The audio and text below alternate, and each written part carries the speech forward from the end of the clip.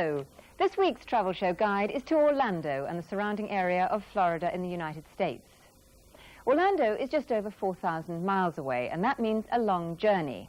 On a direct flight, it's about 8 hours. If the plane needs to refuel, it's about 12 hours.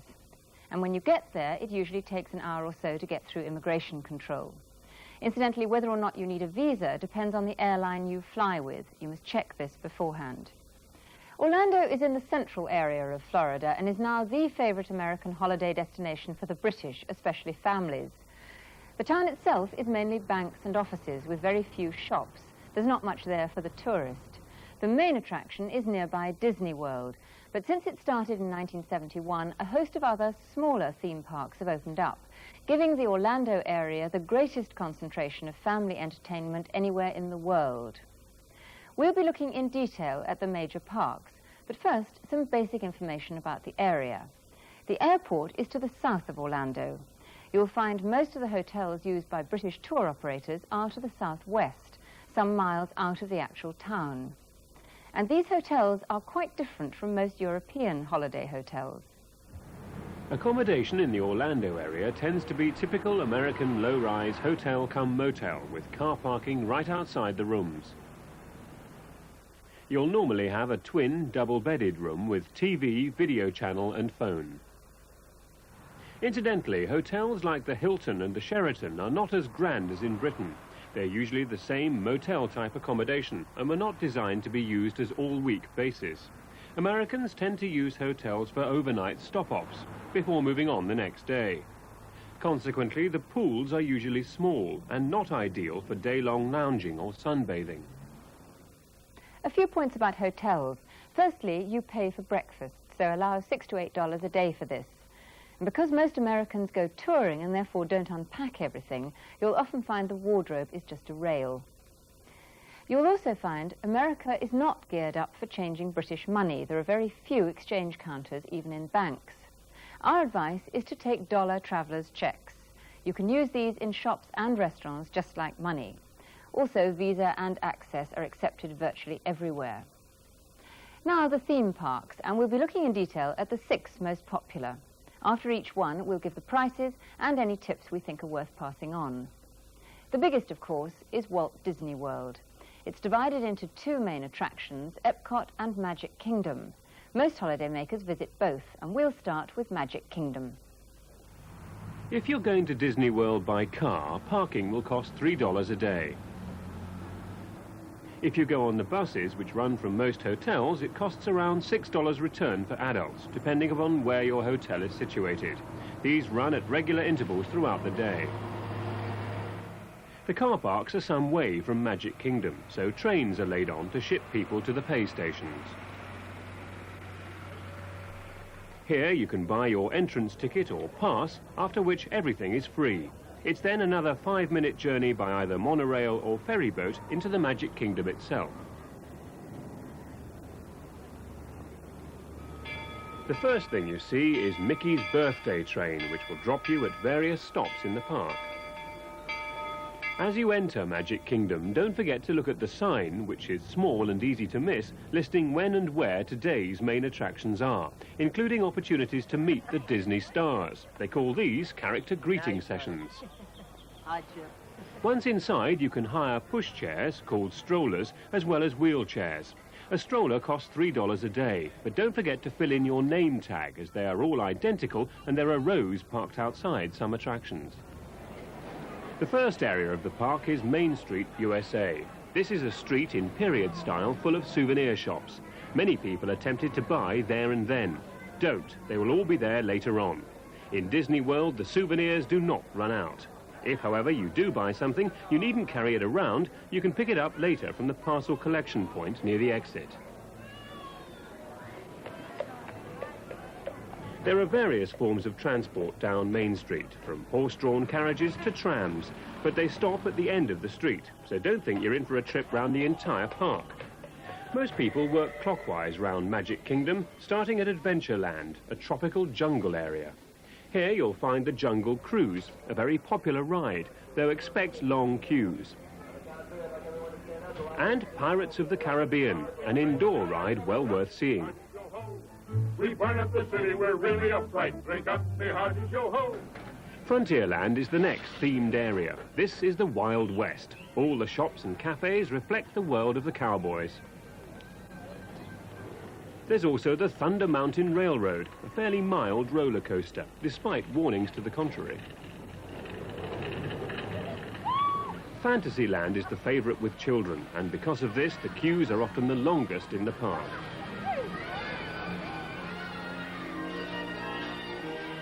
However, you'll find that all the rides here are suitable for young children.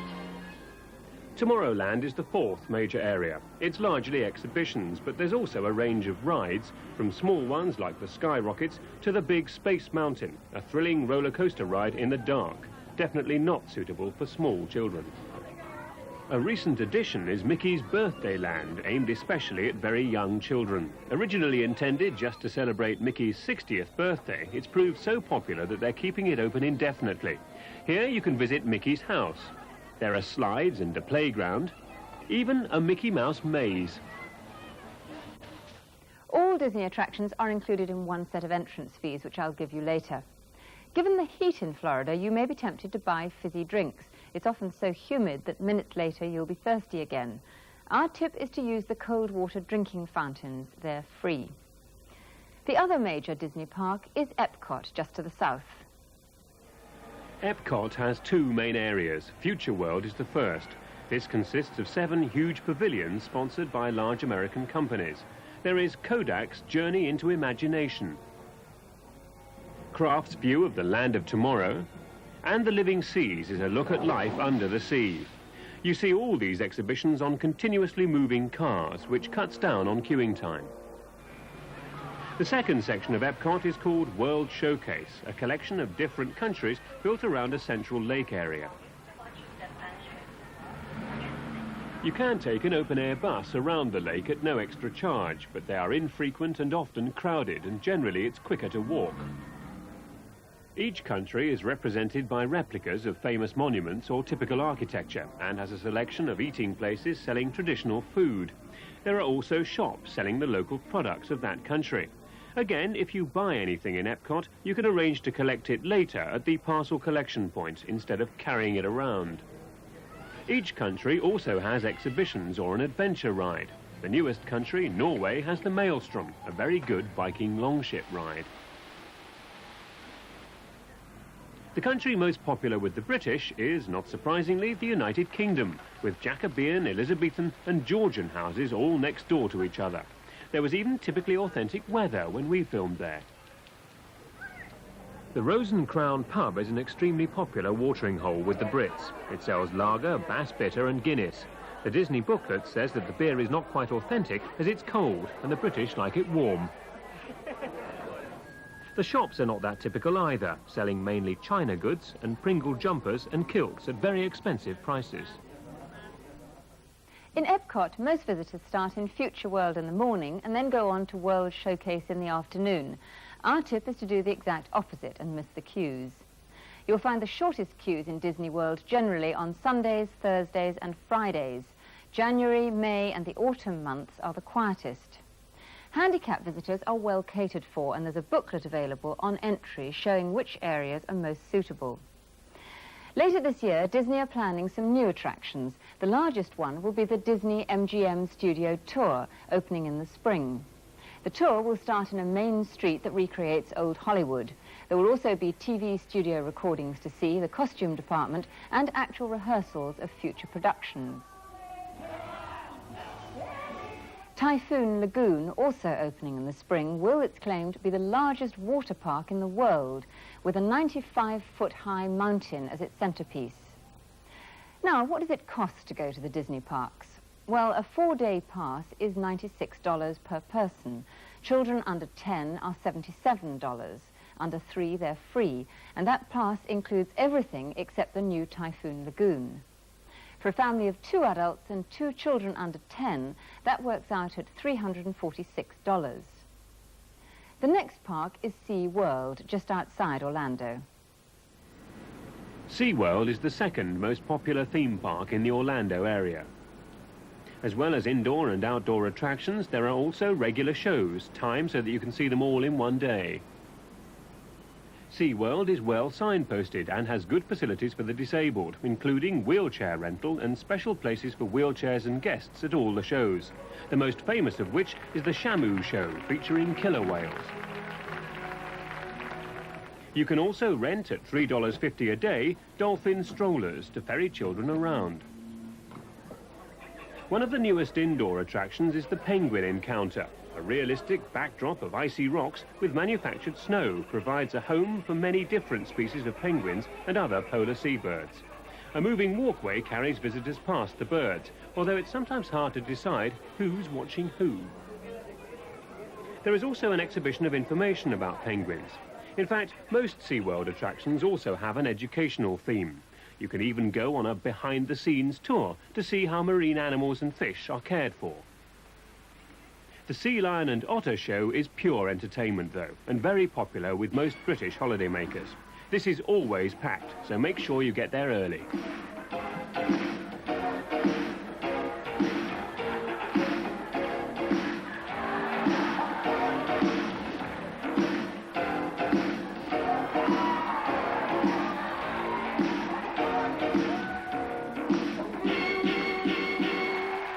You can make closer contact with the marine life in one of the so-called petting areas, and at meal times you can do the feeding. A handful of fish costs $1.50.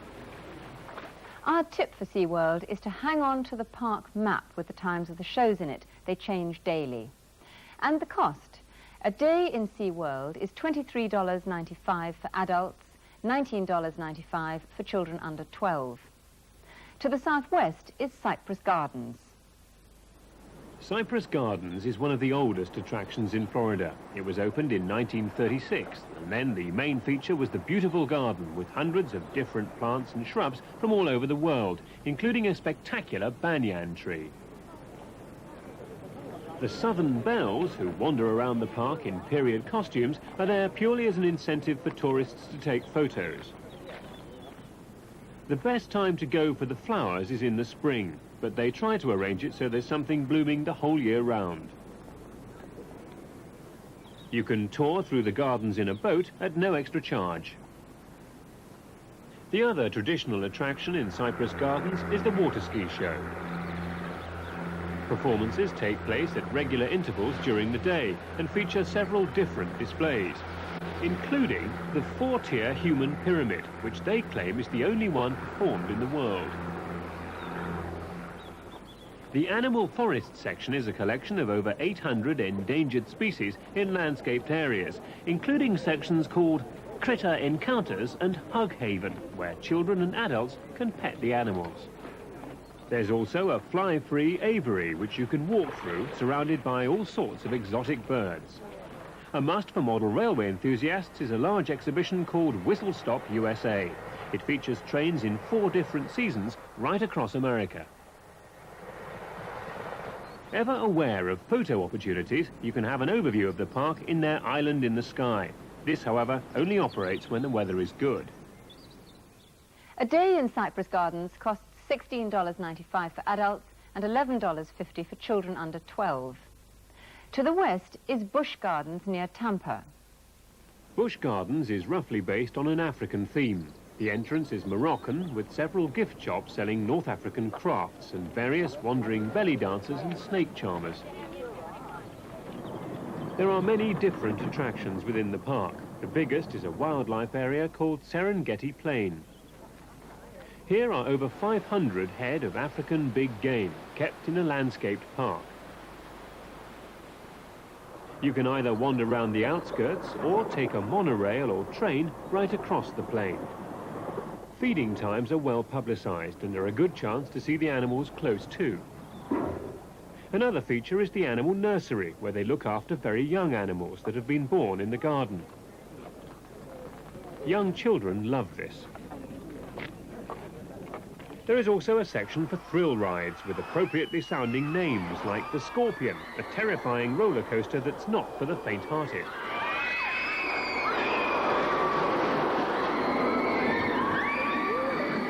The Congo River is a bumpy and wet ride in a circular raft over some whitewater rapids. And there's a good choice of other rides as well. If you are into white-knuckle thrills, you'll find Busch Gardens does not disappoint. The entrance fee includes free access to the entire park, the rides and the many special shows on offer. Busch Gardens costs $18.95 each for both adults and children. Parking is another $2. Our tip is to check the weather forecast before you go. In bad weather, many rides close, but the entrance fee remains the same. Across on the Atlantic coast is Spaceport USA, part of the Cape Canaveral Space Complex. The Kennedy Center's Spaceport USA is instantly recognizable from the rows of rockets and landing modules in the rocket garden. Visitors can peer inside, see astronaut models and play the same manual dexterity games as astronauts in space. You can even have your picture taken with a man in a real spacesuit who wanders around the various attractions. Admission to the spaceport is free, but a bus tour around the site costs $4 for adults, $1.75 for children. You can also see a simulated shuttle launch on a giant screen for, again, $4 for adults, $1.75 for children. Our tip is to think in advance about going to the loo. There are very often long queues there. Incidentally, there are regular space launches from Cape Canaveral which members of the public can view. You'll find details in the local press and television. Well, that's our view of some of the parks. There are, by the way, another 23 attractions in the Orlando area. If you go in summer, most parks are open 4 hours longer than winter, but the queues are greater. And now the weather. And with me, as usual, is John Ketley. John, is there much difference there between summer and winter? Well, it's always warm, of course, Penny. It's a near-tropical climate. It's 25 degrees north, that's all. So it can genuinely be called an all-year resort area.